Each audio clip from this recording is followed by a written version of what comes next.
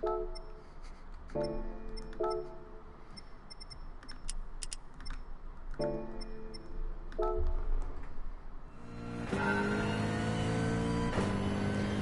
going on, guys? Seth here with Seth Francis Sim Racing, and we are back in Gran Turismo Sport, jumping into the Gr.3 races. This time it's at Blue Moon Bay, another oval, or shall we say triangle-shaped track.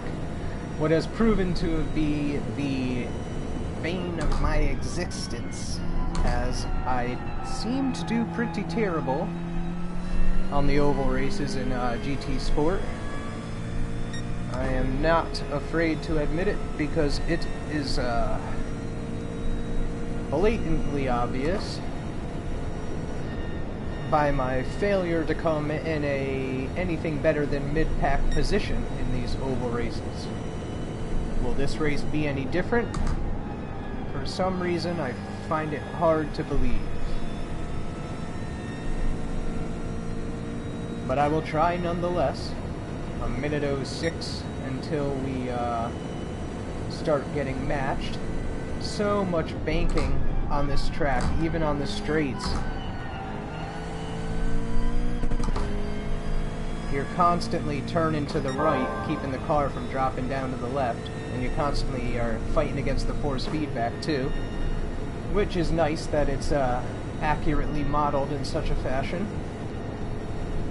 I don't know if this car is going to be very good on this track. It was kind of a silly pick, but I had never driven this car, so I said, you know what, why not give it a try on this oval track, at least for the first race.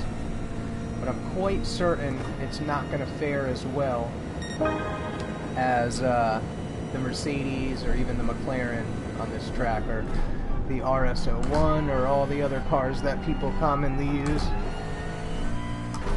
It does not steer well, that's for sure. And we are about to get matched up.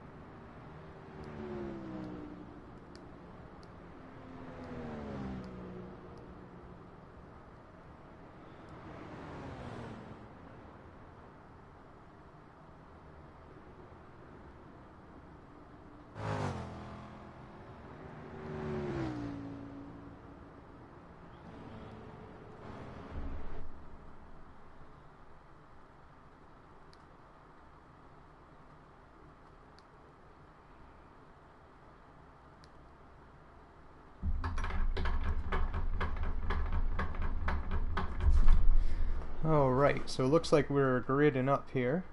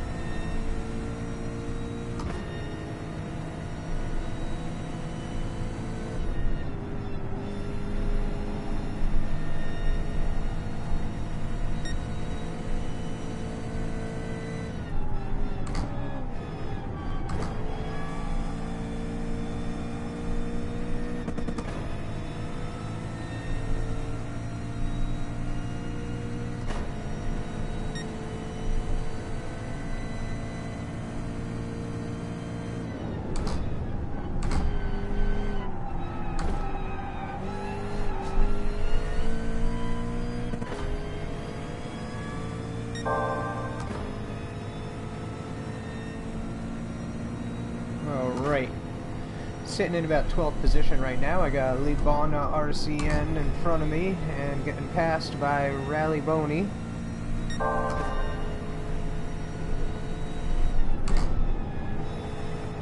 This car is tough to get around the corners, this BMW.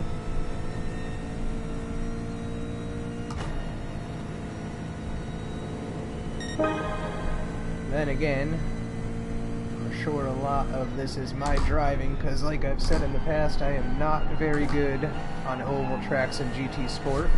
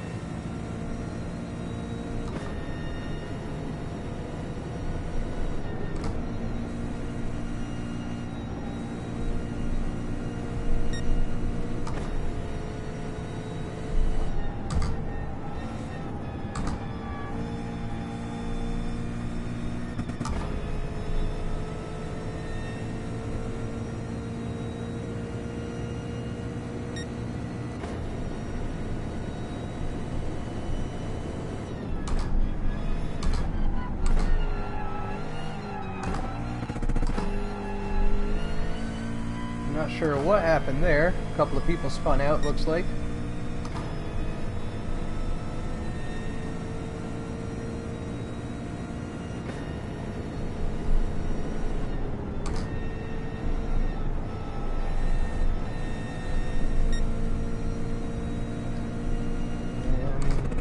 And this is the corner here I have trouble getting good traction in.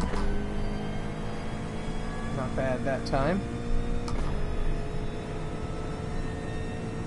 Looks like we got 10 laps on this race. Pretty quick race indeed.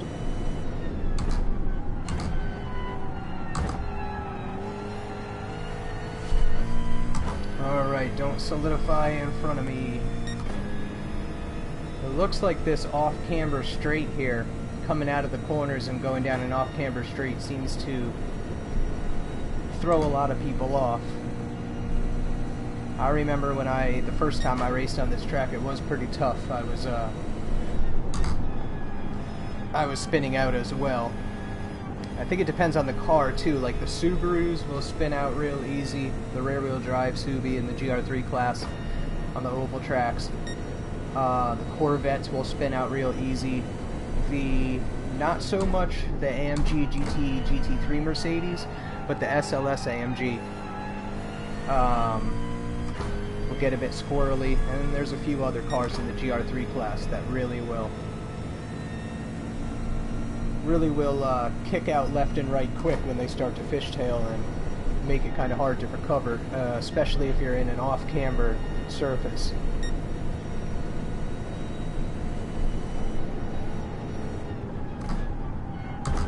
Well, it really used to be the hardest part, and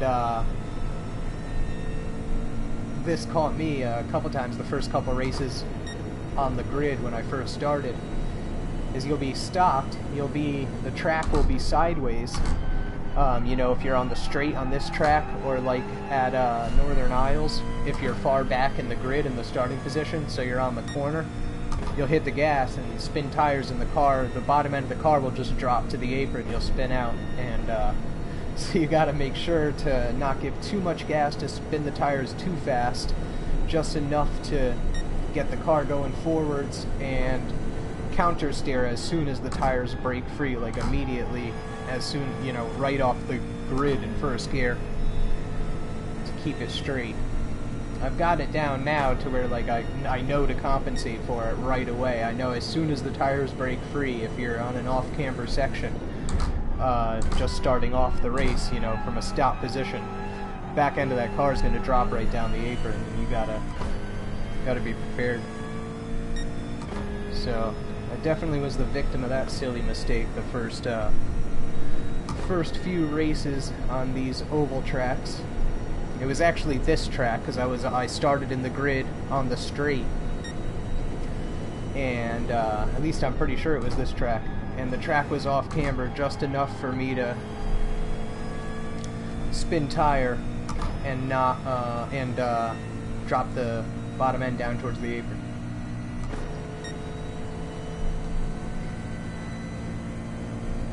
Alright, we got this guy here. I don't want to hit him.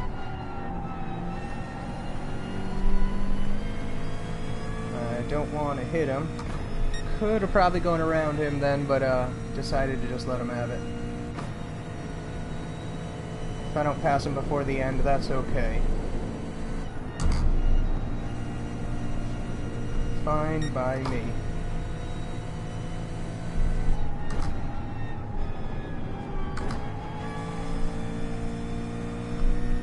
Alright. Got another race coming up after this I'm going to jump into. I'll go ahead and switch cars in between.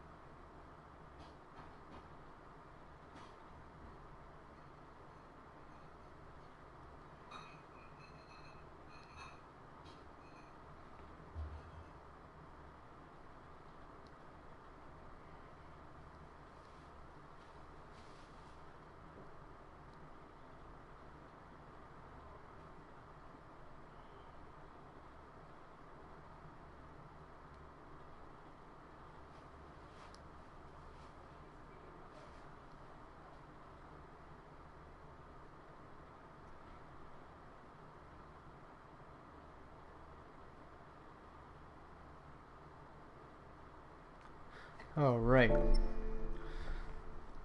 Hey, what's going on, man? How you doing today?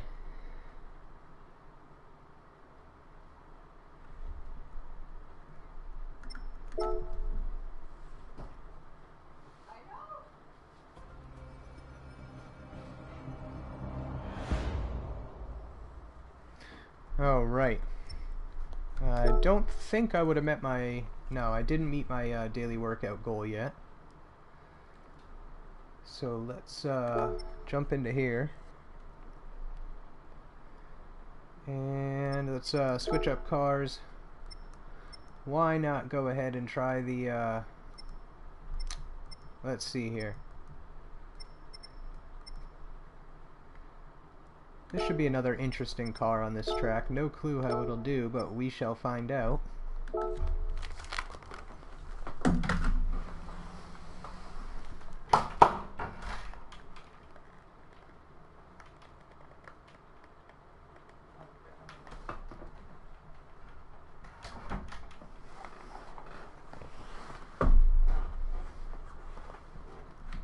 All right.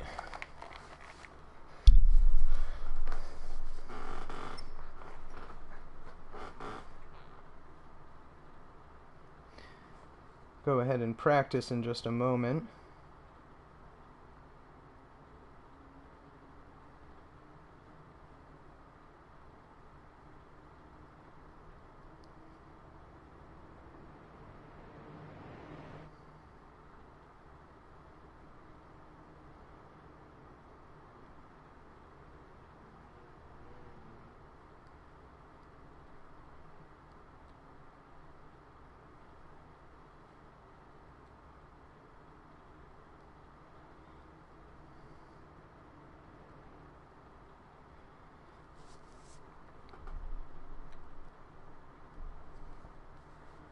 I'm doing pretty good, man, pretty good.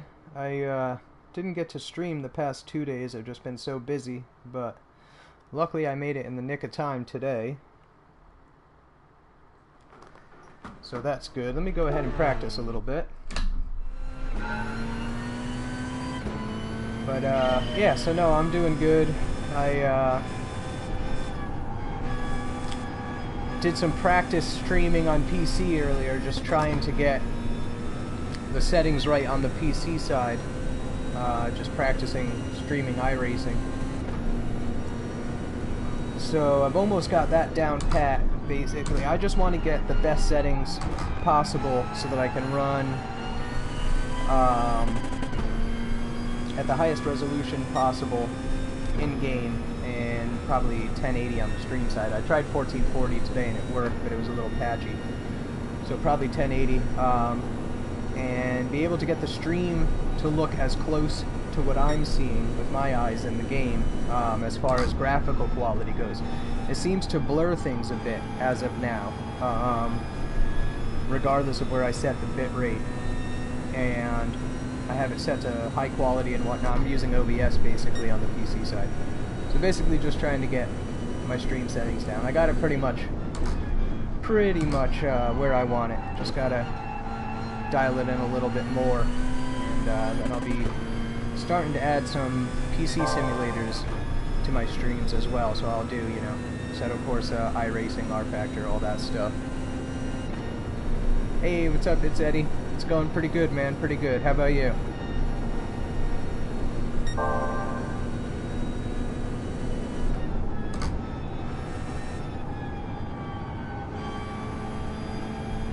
Hey, got a little question for you guys. I'm not sure if you guys are into any hardware mods or whatever, or if you guys have seen the other video I put up where I did a mod that it's called like Club Sport Rims plus SimuQ plug and play. And essentially it's a mod I did that allows any Fanatec rim to be plug and play right out of the box from Fanatec on a direct drive base. And I was having a little argument with one of my friends today because he was trying to tell me that it's that I'm using the phrase plug and play incorrectly.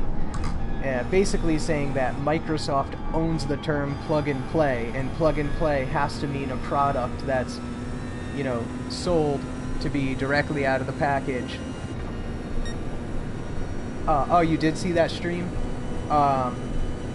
Basically, Microsoft coins the term plug and play as something that has to go right out of the package and work, nothing to be required.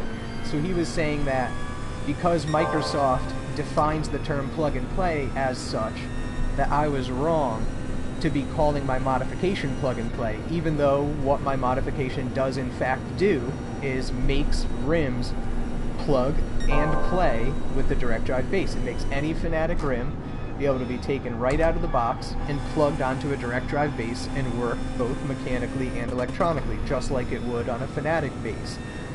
So, I don't know, what do you guys think? Do you guys think that it's wrong to use the term plug and play for something that is legitimately, physically plug and play? You plug it in and play it? I don't think that it's so wrong to use that phrase, because at the end of the day, it is plug and play. You take it out of the box, you plug it in, and you play with it. I guess his argument was because there's a mod required, it's not plug and play. Well, I never claimed the mod to be plug and play. I claimed the results to be plug and play. You do the mod in order to achieve plug and play. So anyways, him and I had like a big argument that started on a forum with a couple of comments, and it ended up moving into text and went on for like an hour and a half. We're still going back and forth now, and you know, I guess he won't break off of his opinion that plug and play should be thought of in Microsoft's terms, not in the literal definitions of the word plug and play, which is the way I look at it. But what are you gonna do?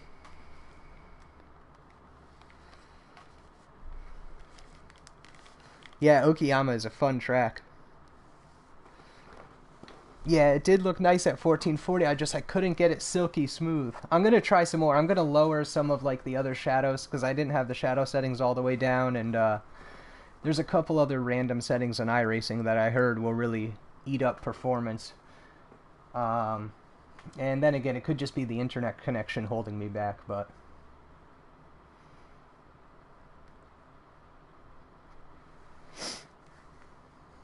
yeah, I hear you, man. It was kind of a long, drawn-out topic, if you ask me.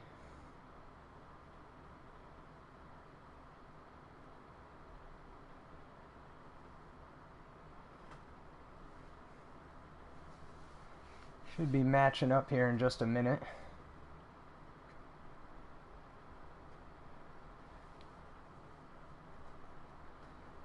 One thing I realized after that stream, when I was adjusting the bit rate while streaming, it actually wasn't making the adjustment. It would let me adjust it, but it wasn't doing anything. I realized when I started doing the 1080 stream that you have to stop the stream, like pause it momentarily, and then adjust the bit rate, and then start it again, and it'll take effect. So next time I test 1440, I'm gonna try that. I was watching another YouTuber. He was actually a PC guy, and you know, like he does like hardware reviews and whatnot. And he was doing some gameplay streaming to test some hardware, and he was playing the game in 1440, but he was streaming in 1080 because he was saying that I guess the 1440 streaming on YouTube is still in beta. This was a few weeks back, which that's something I wasn't aware of until then, and I was thinking about it today. I had mentioned it in the other stream, if maybe, you know, I'm still wondering, I guess, if it is still in beta, or if it's officially a feature now. I guess I'll have to look that up.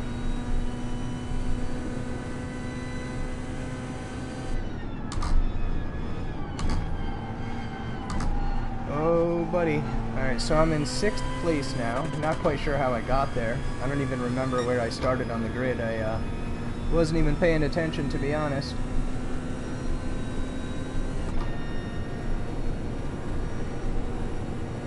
And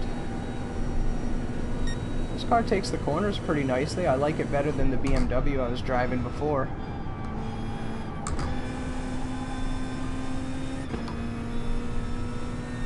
definitely up in a higher position.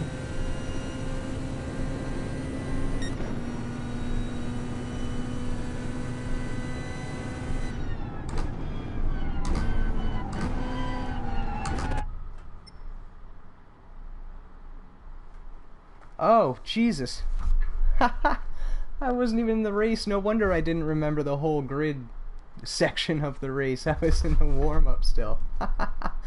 Oh, that's too funny. I didn't even realize it because it kind of numbers your position and whatnot, and I was just kind of going along talking. I didn't even realize I was still in warm-up. Now I'm in the race. I don't even know what position I'm starting in. 12th, okay. Although, actually, I think it's 11th because this screen is always wrong. Alright. Have to see how this car does off the line. That's what I mean about compensating for the off-camber straight. When your tires start spinning, the bottom end's going to drip right towards the apron. Or drop right towards the apron.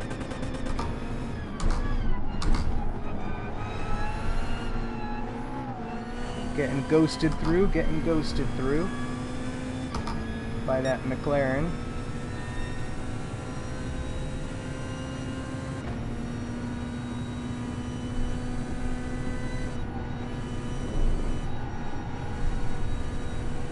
Slowed down a bit more than I needed to there. Oh, getting bumped from behind. I know this corner I need to slow down a little more for.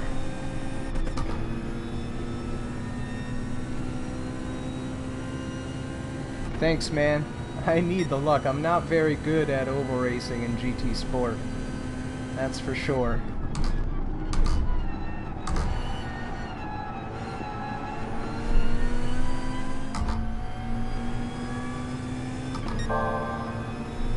JDM, bro. That's such a great name. That's hilarious. It's JDM, bro. Reminds me of high school.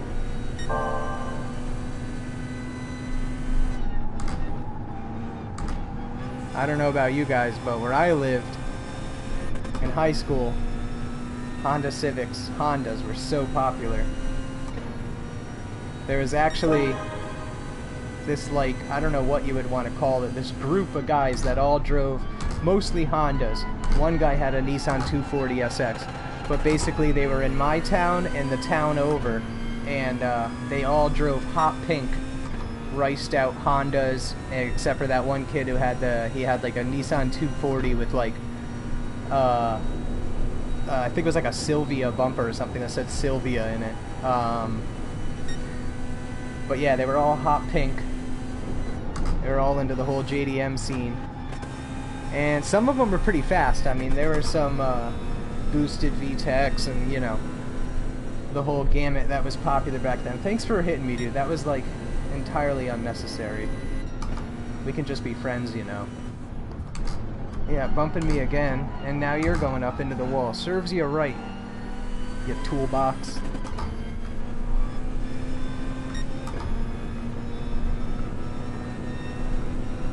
Keep an eye on this guy.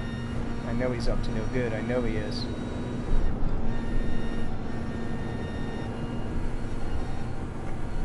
Man, that car is gripping pretty good. That's the other BMW. I have that BMW too. I just don't usually drive it. I suppose I could. Ghosted right through me. Got the position. Grizz dads.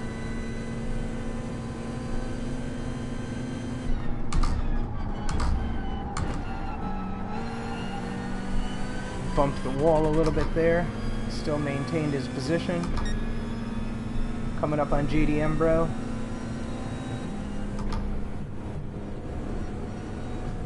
Oh, getting pushed downwards. Had to slow down way too much for that corner. Coming in from the inside.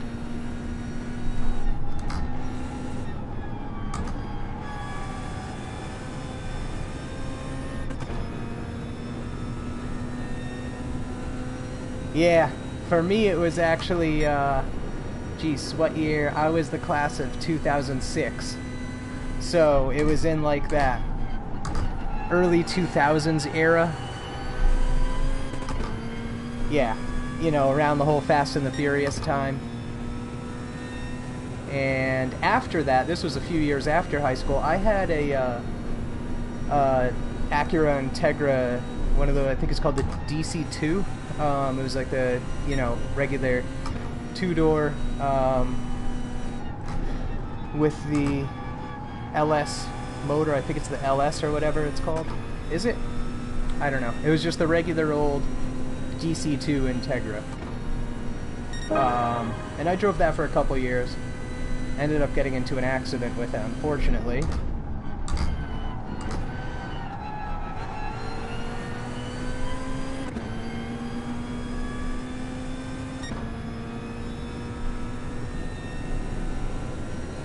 But other than that, I've mostly been into European cars.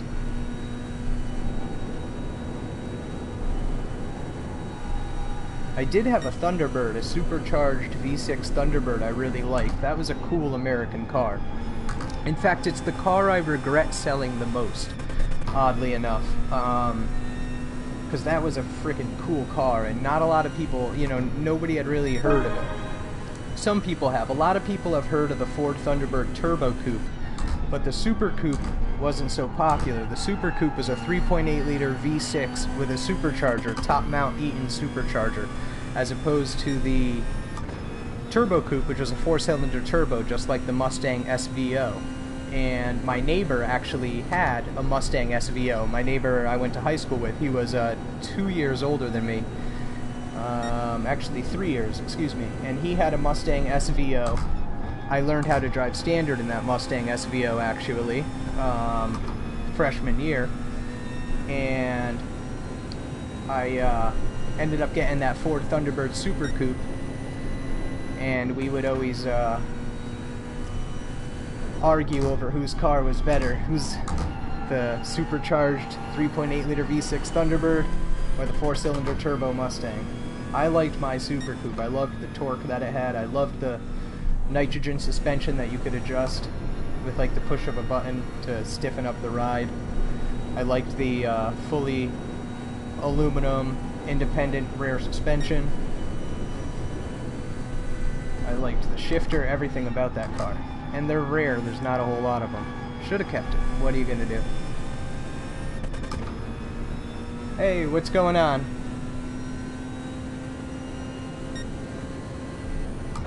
Oh, he got around me.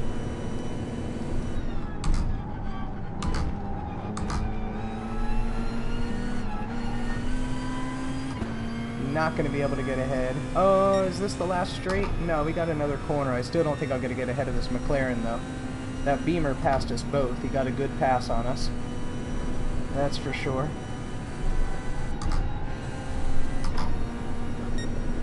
Got around that corner pretty quick.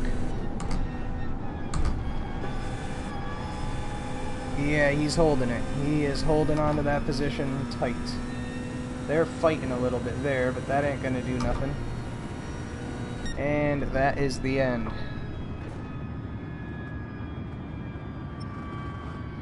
Who came in first?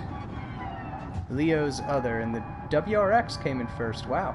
Followed by the GTI VGT. I don't think I have that car. Maybe I do. Followed by another WRX. Maybe I'll give the WRX a try this time.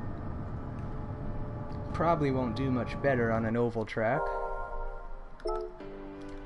Alright, so I already did meet my driving goal.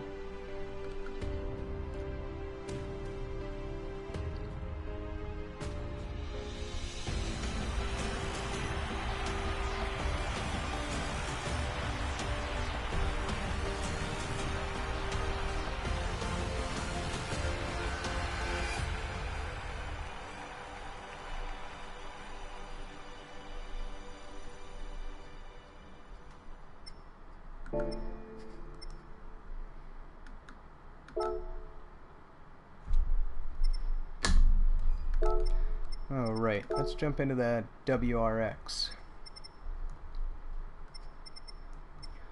One thing I want to do though real quick. Tomorrow we got a Nordschleife race at Gr.4. Yeah, that's what it did. It did give me another car today. It gave me a duplicate once again. Same thing I got last time, a duplicate car. That's disappointing. Getting a car you already have. So let's go with this WRX, see how it does.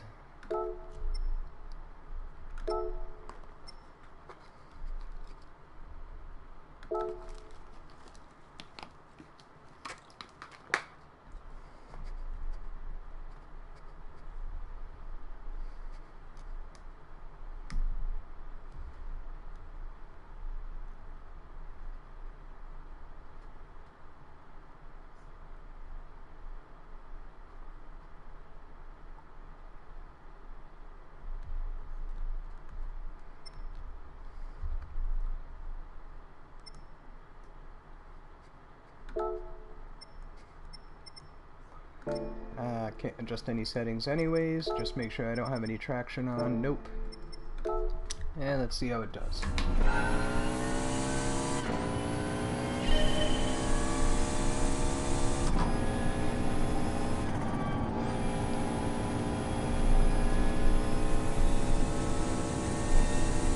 I like the steering wheel in this car. That's a cool steering wheel.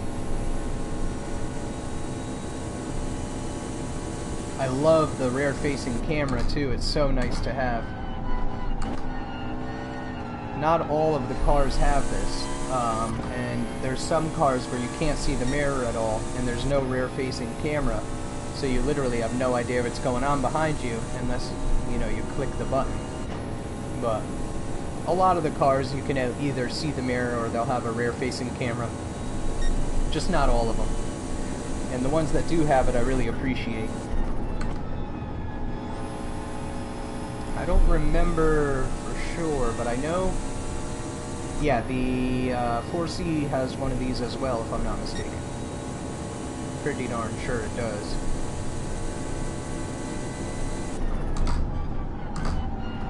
I came into that corner really fast and braked real late, so this car does seem to be doing better than the 4C or the BMW was doing.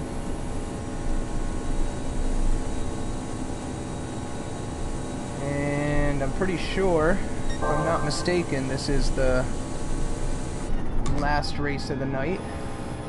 Yeah, it is. So, hopefully I do a little better in this car than I did the others. Got a 43.460 qualifying. That's better than I did before.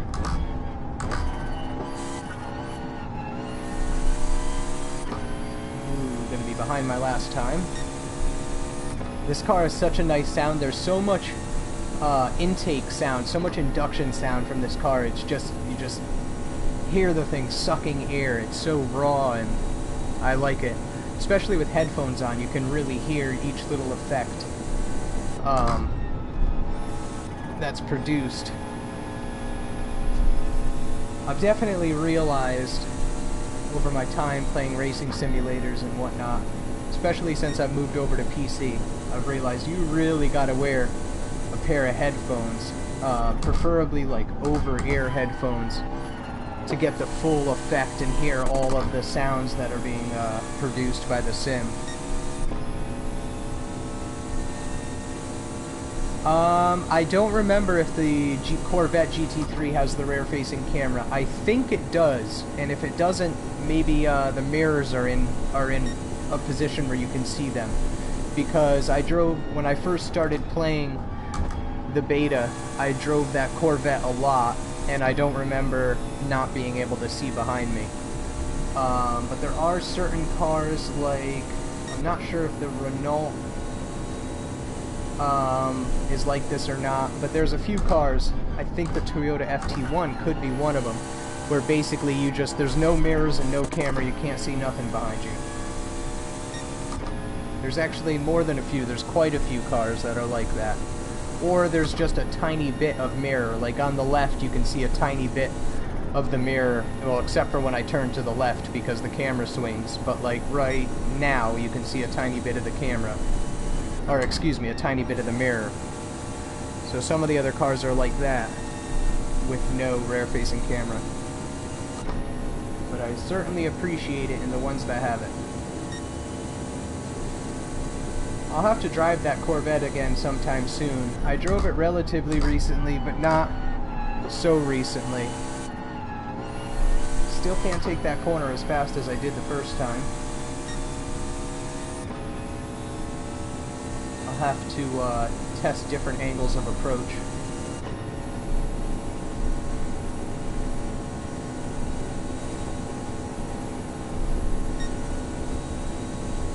Car goes right up on the apron well.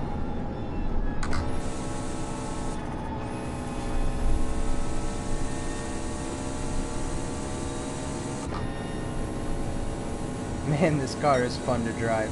It really is.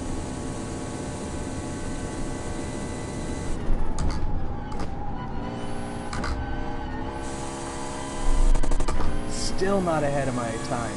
Man, I don't know how I took that corner so much quicker the very first lap, or the second lap I should say.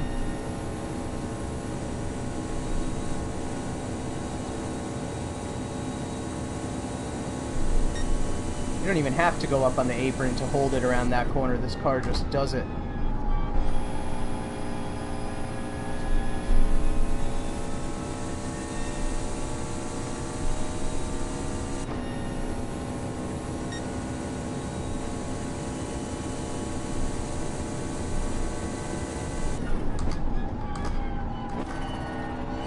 Oh, right. Looks like we're going to be getting matched up in just a couple seconds here. So, should be into the race momentarily.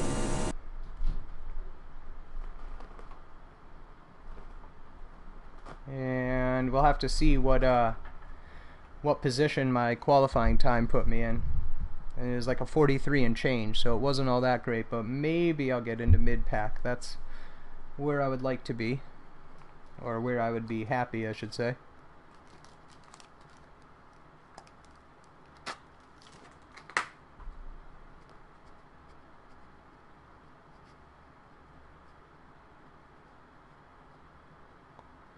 Ah, 10th place. Close enough. What are you gonna do? 10th place, and we got Wolfman Jack in pole position in the Volkswagen. And you see that? As soon as it goes to this page, it switches up the grid and the time goes all out of order, like a slow person will be up at the front for no reason. That is weird. Let's go warm up. Pitting out. Pit out.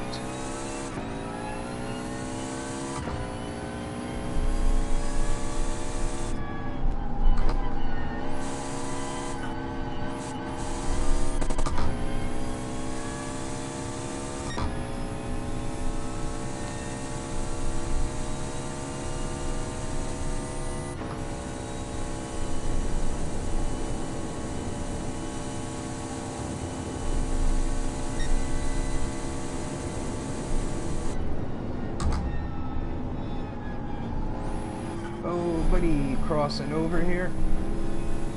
One thing I noticed about... Whoa, he just slammed on his brakes. What was that all about?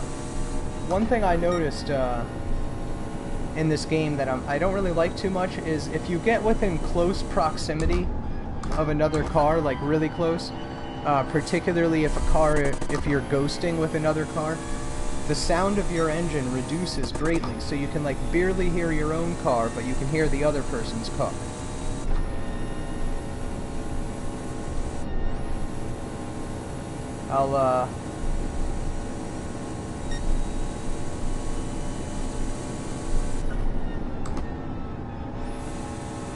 I'll look at your comment in just a second here, and actually I'm going to pull off right now.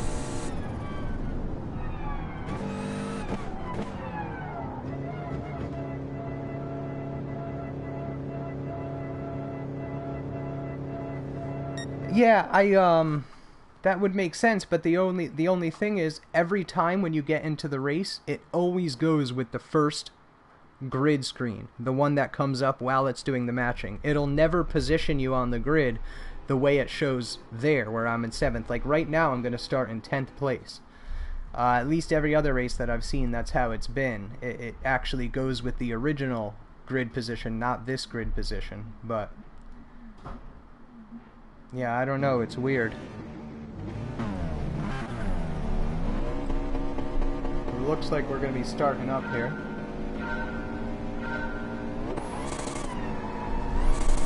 Yeah, this car likes to spin tire, that's for sure. Likes to spin tire and slide the back end down the apron. Ferrari, what are you doing, Ferrari?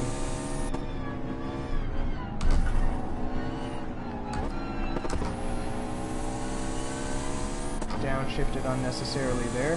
Lost a bit of momentum.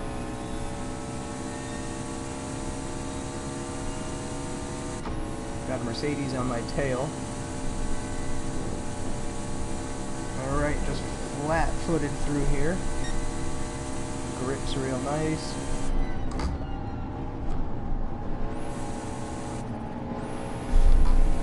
Oh, what's going on? We got some, alright, I thought I saw some commotion or somebody about to crash up here, but I didn't. So what am I, in 9th place at the moment? Let's see if I can hold on to it. Or better yet, make up some more positions. Ooh, I thought I was going to hit that Alfa Romeo. Or that Lotus, or whatever that car was. Oh, that's who was pushing me. That Mercedes pushed me up into the Ferrari almost. Try and stay into the draft as much as I possibly can.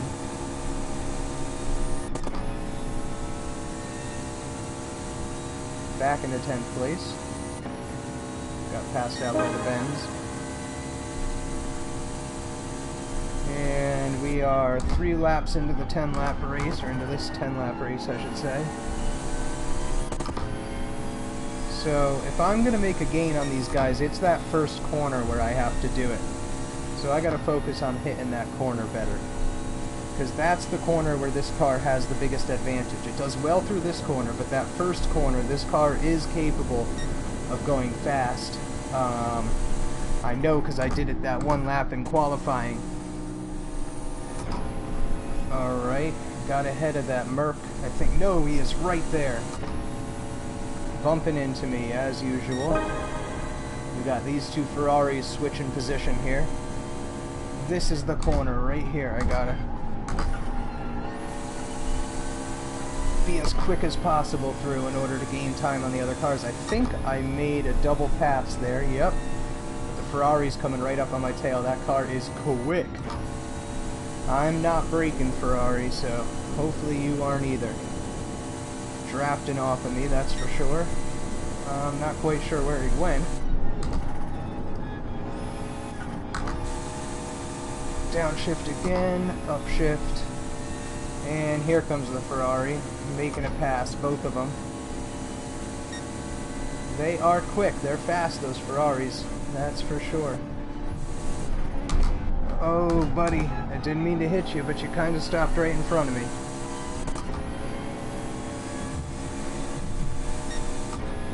Getting bumped from behind by, I'm guessing, that Mercedes, since that seems to be the one who's always bumping people. Keep it right on the edge of that apron. Oh, buddy. That was probably my fault. And ghosted by the Renault and about to get passed by the Benz. That's okay, we're only halfway through. Don't bump me, dude. I'm gonna end up hitting you back. Like that. That guy's bumped me like 5 times this race. Probably more. Neck and neck with this Renault, but he's got draft and I don't. And take it through this corner. Keep speed, keep speed. Caught up with him a bit, and this is the corner I always have to slow down a lot. Alright. So I think it's best to downshift twice from the beginning, even if it redlines. Let it drop down right to where it stops redlining, basically. Slow down just enough to where you're within the range of that gear. Then pedal it out heavily and shift up right then for that last corner. We'll see what happens this time. 7 out of 10 laps.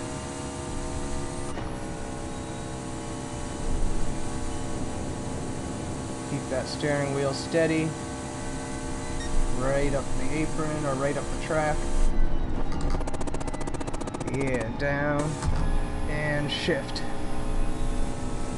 Alright, so far so good. I got a draft off you, buddy. I got a draft. I know you don't want me to, but I gotta. Oh, I'm going up into the wall. I know it. Nope, almost. I thought for sure I was going into that wall. Alright, I gotta draft and get around the inside of him. Ooh, bumped the wall there. Because I gotta take him on this corner. And up the track.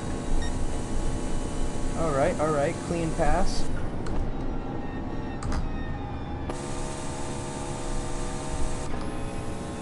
And he's about to pass me again, I think. I can't see because if I look sideways, my seat is right there. Yeah, he's right next to me. He's gotta be. Because he ain't behind me. Oh, buddy. Sorry, dude. I don't have to brake that early for this corner. Didn't mean to tap you. Luckily, he held on to it okay. Mr. Ed Gray. Alright, we are on the second to last lap. I think I'm gonna hang out behind him a bit. Nope, he wants me to make the pass so he can draft off of me for the last lap. That's what I wanted to do to him. That's what I wanted to do to him. Let him get ahead a little bit so I can draft off of him around the last couple corners. Oh, I think I'm gonna lose too much space though. I think I'm gonna lose too much space. Come on, Subi. You can do it. You can beat this Renault. I know you can. Oh, buddy. Oh, buddy. No, he's gonna get around me. He's gonna get around me. Oh, come on. Oh, he got me. He got me by I don't even know how little bit of a bit. Let's see. Oh my god. By 1700, whatever that is. Shows how much I know my math. No, we got, what? Tenths, hundredths, thousandths. So, 1700ths of a second, I think that would be.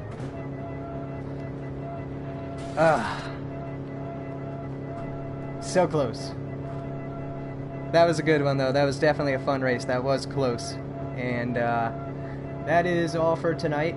But tomorrow is Sunday, another double block of races. So I will definitely be streaming at some point in that block. And hope to see you all there. Congratulations to Wolfman Jack and his VW GTI. Before I end the stream, I'll go ahead and I'll see if I have that Volkswagen so I can remember to try it sometime. I don't think I have it. Maybe I do.